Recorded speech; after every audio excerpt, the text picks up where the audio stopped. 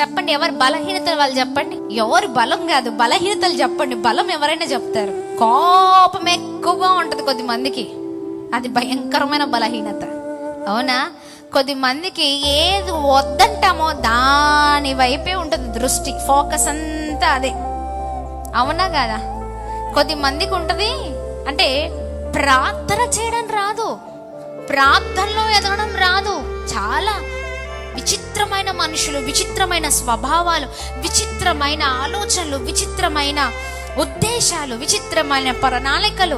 అసలు ఏం ఆలోచిస్తున్నాం, ఏం చేస్తున్నాం, ఎక్కడ ఉంటున్నాం, ఏం మాట్లాడుతున్నాం అర్థం కాదు.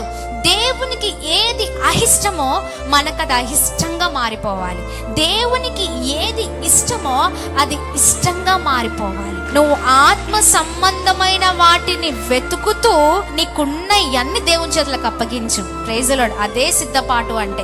ఆమేన్. ఇలా సిద్ధపడుతూ ప్రభు చేతులకు జీవితాలను అప్పగించు.